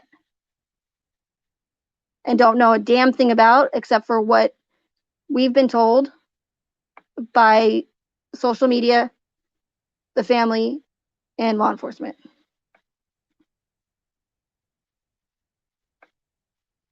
And as long as people keep believing it, and as long as people keep talking about this case, they're going to keep milking it for everything it's got. Don't, I'm not going to tell you what to do, but just try not to believe this crap that keeps coming out about this case. Nothing is going to come from it. And I could tell you that with like 100% certainty. And if it does, then I'll be the first person to come out and say I was wrong. I have no problem doing that. But stop giving this case like I hate to say it, but there's so many like murders and stuff out there that of victims who truly deserve to have their memories kept, or to have them advocated for. Like,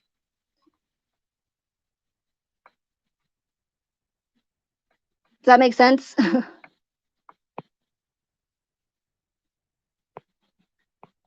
And I know that a lot of you are emotionally invested in this case, especially going on 2 years now. And I know a lot of you want justice for the girls and Shanann, and to see whoever, if someone was involved, charged and stuff. But it's all, I don't know the word I'm looking for, but listen, it's just not going to happen. Kessinger is never going to be questioned again. She's never going to be charged for anything. And even if, let's say, for instance, the narrative is truthful, we're never going to know whether she was involved or not, because law enforcement didn't do what they needed to do in order to confirm whether or not she was or wasn't.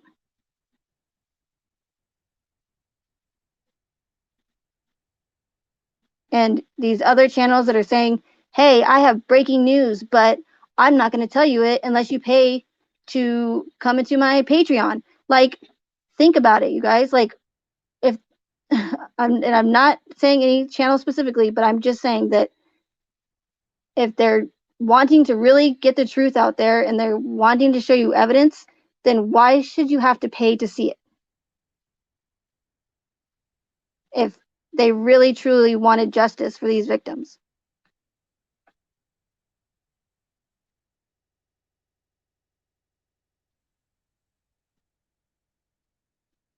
If people want to, join your membership and give you donations or whatever, then, then that's great. But to charge people and then turn around and say that you're doing it for the victims, or because, and excuse me, you can't say this on YouTube, you can't say it on Patreon either. It's still owned by the same company. So, and I don't care who you give your money to or whatever. That's not the point I'm trying to make. The point I'm trying to make is those are the kind of, certain things you have to think about.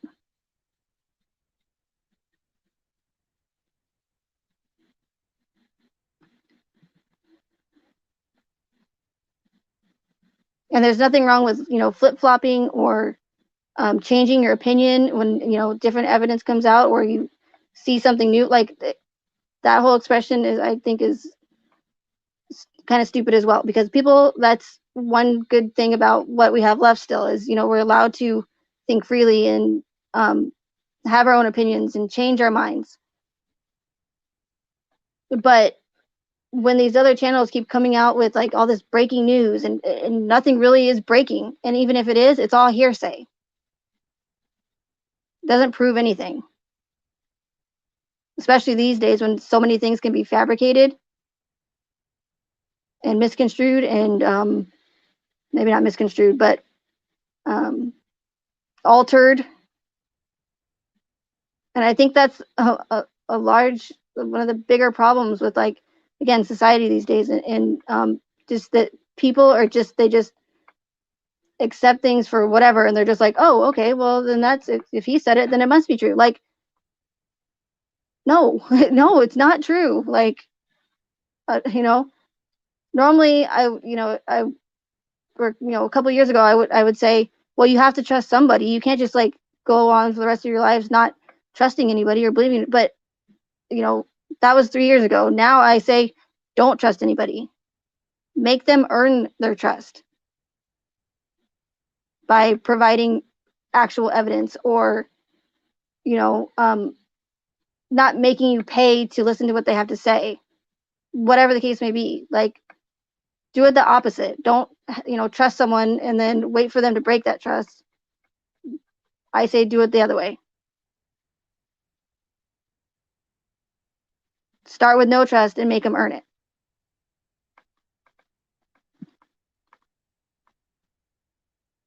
And I could be doing the same thing that these other channels are doing. I could say, breaking news, I saw Nicole Kessinger. She was in New Orleans, and I saw her Forerunner, and it had the black wheels, and I took a picture of it. That doesn't make it Nicole Kessinger's Forerunner. There's a lot of white Forerunners out there, and this is just an example. But I could, fabricate something like that, and a lot of people will probably just believe it and never even once question anything about it.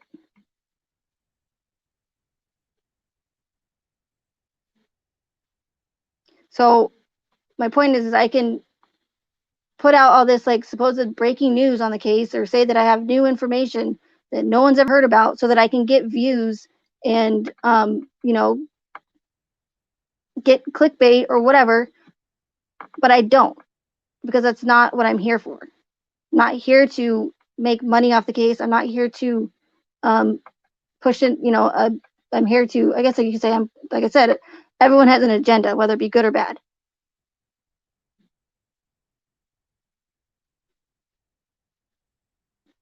But I'm saying, don't just trust me. Let me earn your trust. And if I break that trust, then shame on me. And then you'll know that maybe you shouldn't believe everything I say.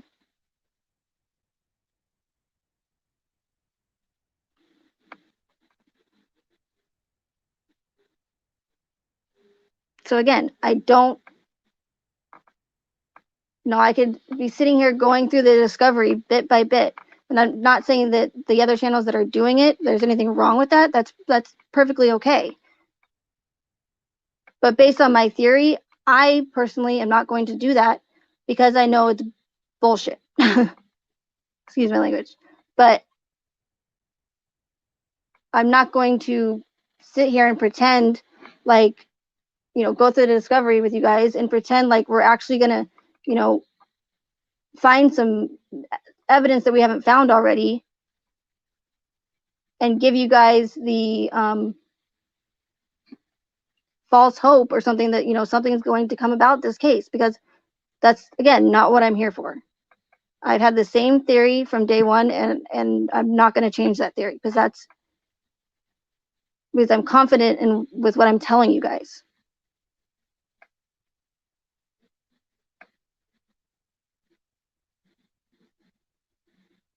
And again, whether it be one person that I'm able to, get through to, or to just, and again, even not everyone is going to right off the bat be able to see what I'm, saying, like, or see this case for what it really is. I mean, that would be ridiculous to say that I'm going to just, you know, say, hey, this is what it is, and I just want you guys to believe me, because no, that would be ridiculous. But even if I can, just get some people to wake up a little bit, ask questions, and I know it's repetitive, but again, think for yourself. Don't believe anyone. Ask questions.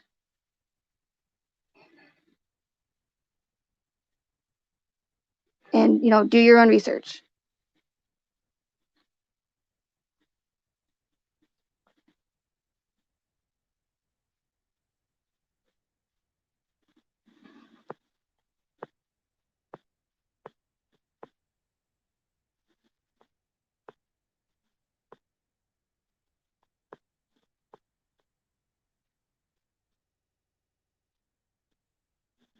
And yeah, and Miss Mensa and I, she says, my heart is in speaking up for Bella and Cece. They deserve for the truth to be known. And I 100% agree with that.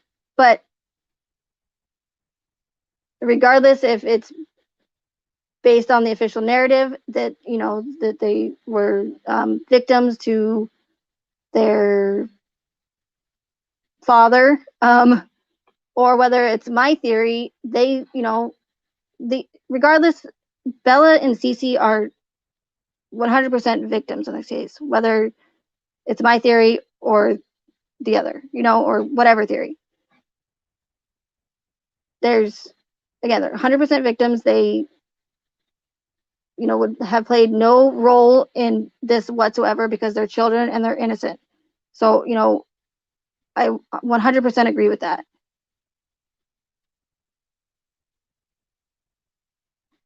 And again, outside of the kids, like, there's many reasons why people might possibly do something like this or be a part of something like this.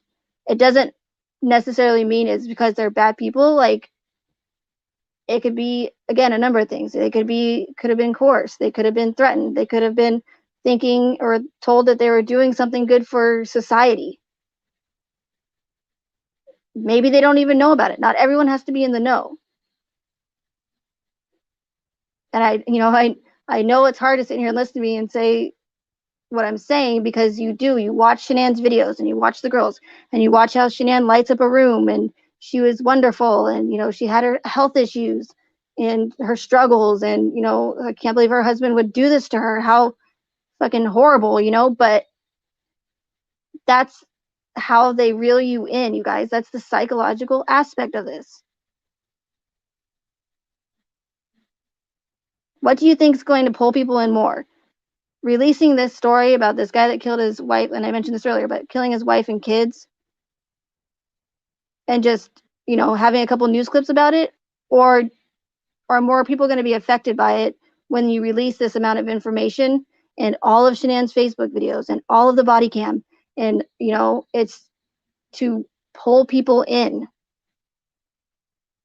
and it's to get people into an emotional state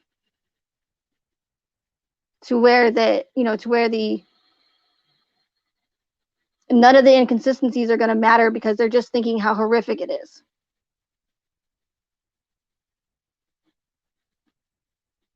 So you're going to be more pulled in by watching all of Shanann's videos and all of the girls' smiling faces, and and laughing and playing, and then you remember, especially if you're a mother and you have children, it's going to affect those people even more. And that's what this case is aimed at, mostly, is women and children, because they know how it's going to affect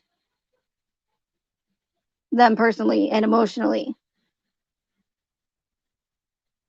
to the point where I've heard people say how they've cried, like literally cried every day about this case. Like, I'm not trying to sound like a terrible person, but there's people that die every single day at the hands of, people who were supposed to protect them and love them. And 2 years now, and people are still crying over this case. It's crazy.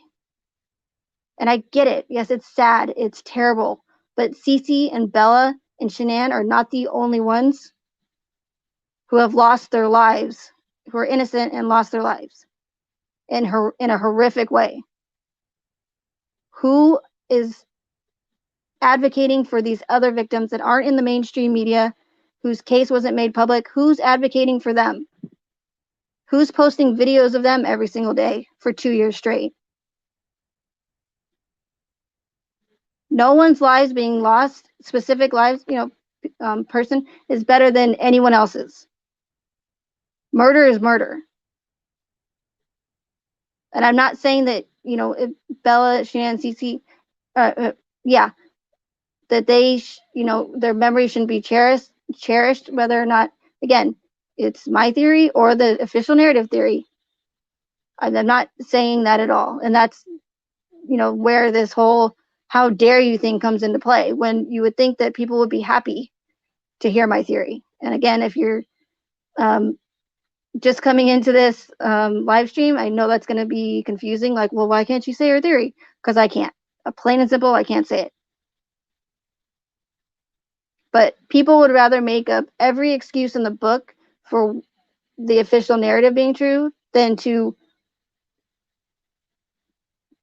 believe that what I'm saying could be possible. Cognitive dissonance, whatever you want to call it, they just don't want to go there. They don't want to know that they might possibly have been duped and lied to. And that's understandable. But I'd rather admit that I was duped and say, well, that sucks. It's shitty. And it's terrible that they would do that. But I'm not going to let it happen again. I'm not going to let them do it to me again. I'm not going to let them dupe me.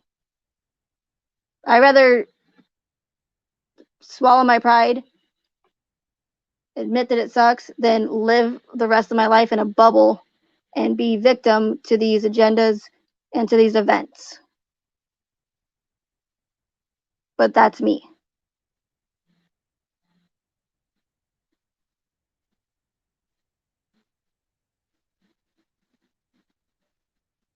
And Mary, yeah, I know, and I totally understand that. But that's the thing, is if they know that if they put these guidelines or these rules in their guidelines, they know that they're going to censor someone like me because I don't want to lose my channel, just like other people don't want to lose their channel that they worked, hard for and have the followers they do and make videos every day. They know that. They know that if they put them in the guidelines, that people are going to be they're going to question whether or not they're going to talk about it because they don't want to lose their channel. So the only thing that I can say or advice I can give Mary is, well, either see, and now DLive is even being censored, but go to my DLive channel and follow me over there. As of now, it's not as censored over there as it is here. That's the only advice I can give you. Or go to YouTube's guidelines, read the guidelines. They're not very long. Read the guidelines, read the examples that they give in the guidelines. My theory is mentioned 3 times in those guidelines, and hopefully that will answer your question for you. Because again, unfortunately, on live streams, I can't, especially on live streams, I cannot say my theory. And why that theory? That's the thing, you guys. Why specifically do they use that as an example over any other one? Why that one? Why am I not allowed to voice my opinion as an American who I thought, as far as I remember, we can still voice our opinions? Why am I not allowed to question inconsistencies in a tragic event when there's, and there's so many holes in the narrative? That, again, should be, a huge red flag in itself. Oh, it's okay for me to accuse someone of being an accomplice to murder, but how dare I question the reality of this homicide case? Why is one okay but the other one's not? I mean, you're accusing a person of being an accomplice to murder. That's okay, but I can't question the authenticity of something. What does that tell you?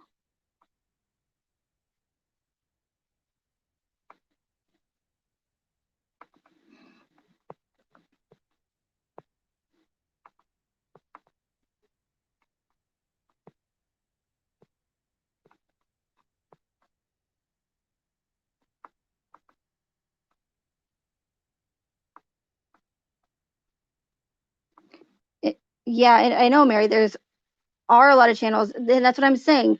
They have talked about every single theory that I know of in the book as to what happened with this case. And guess how many of those theories are in the YouTube community guidelines? Zero. But my one theory that I've never changed once is in the community guidelines. Not only is it in the guidelines, it's also mentioned twice as an example when they give the examples of the guidelines. So please tell me why all these other theories are not in the guidelines, but mine is. Why is it okay to question whether or not someone was involved in a triple murder homicide case, 3.5 murder homicide case, but I'm not allowed to question the authenticity of it without risking losing my channel?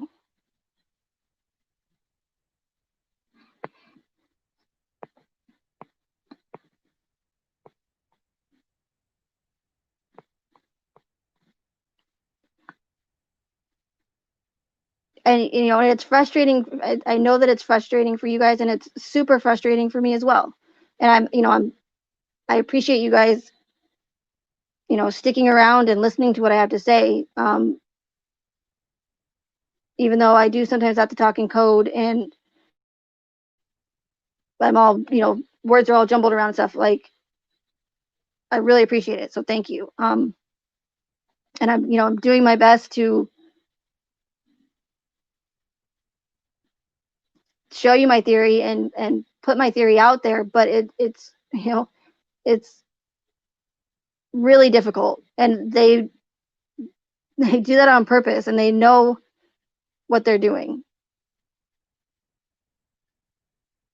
and it's obviously working. I mean, look, I'm already struggling to get my theory out there, and not only that, but in these other live chats that I go in on other channels, like the minute I bring up my theory, it's I get, oh my gosh, what do you mean, that's crazy, there's no way that's possible, da, da, da. And it's like, and that's the kind of thing I'm talking about as far as people speaking up about it. Like, they're scared to do it because they don't want, again, their fingers pointed at and called crazy and a lunatic and a terrible person for even saying such a thing.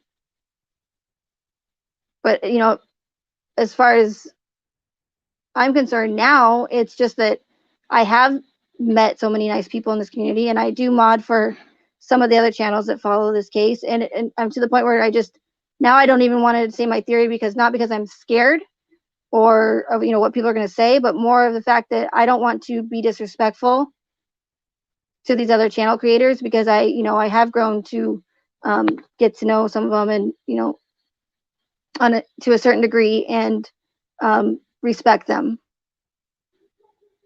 So that makes it even more difficult for me. And then, say for instance, if Cher from Voices Beyond the Wall, she wants me to come up on her panel, like, the last thing I want to do is go on another channel creator creators panel and start talking about my theory. Like if I don't feel comfortable because I think I'm gonna, put my channel at risk, the last thing I'm gonna do is go up on um, someone else's panel and spew out my theory and risk their channel getting taken down. So that's why it's super hard for me to really discuss my theory at all.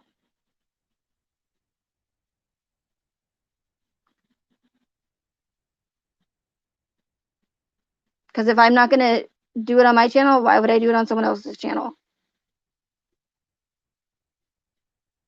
And risk them losing their channel, after they work so hard to um, get it where it is.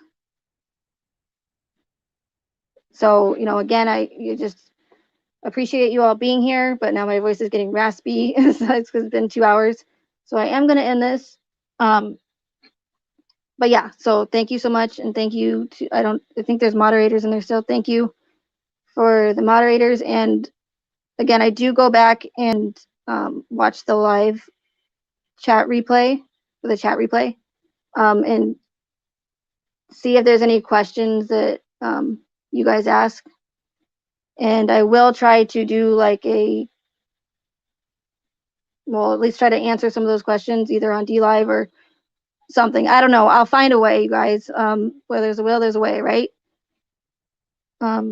Even if I have to write out some sort of like cipher for you guys, and I'll mail it all out to you guys, and you can learn the cipher, and then you guys can know the code that I'm talking. I'm just kidding. I'm not going to do that. But yeah. So thank you all for being here, and have a good night. Bye, y'all.